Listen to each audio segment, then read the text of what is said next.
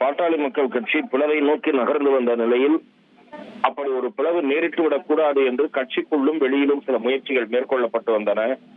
அந்த முயற்சிகள் பலனளிக்காமல் இன்றைக்கு பாட்டாளி மக்கள் கட்சி நிச்சயமாக ஒரு பிளவைத்தான் சந்திக்கப் போகிறது என்று உறுதிப்படுத்துகிற வகையிலே டாக்டர் ராமதாஸ் அவர்களுடைய பேட்டி என்பது அமைந்திருக்கிறது. பாட்டாளி மக்கள் கட்சியிலிருந்து திரு அன்புமணி நீக்கப்பட்டிருக்கிறார். ஏற்கனவே திரு அன்புமணி தரப்பு இதை எதிர்நோக்கிய என்னவோ தேர்தல் ஆணையத்தில் நாங்கள் தான் உண்மையான பாமக என்று ஒரு முறையீட்டை செய்திருக்கிறார்கள்.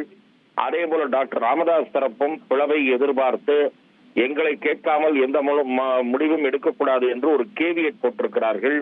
இந்த பின்னணியில் இந்த நகர்வு என்பது நடைபெற்றிருக்கிறது.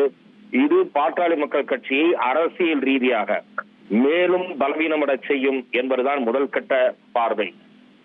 பாட்டாளி மக்கள் கட்சிக்கு பழைய வாக்கு வலிமை இருக்கிறதா என்பதே சந்தேகம்.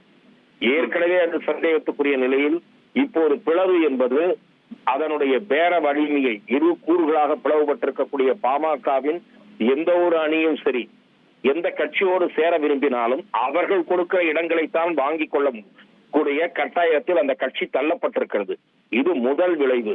இரண்டாவது விளைவு, ராஜ்யசபா சீட் வேண்டும் என்றெல்லாம் நிபந்தனை விதிக்க முடியாது. உங்கள் கட்சியே உடைந்து போயிருக்கிறது. உடைந்த கட்சிக்கு ராஜ்யசபா சீட் தருவார்களா? அதெல்லாம் நடக்காத கதை. அதையும் மறந்து விட வேண்டியதுதான். ஆகவே பாட்டாளி மக்கள் கட்சிக்கு பின்னடைவை, பாதகத்தை தோற்றுவிக்கக்கூடிய வகையில் தான் இந்த பிளவு என்பது நேரிட்டிருக்கிறது.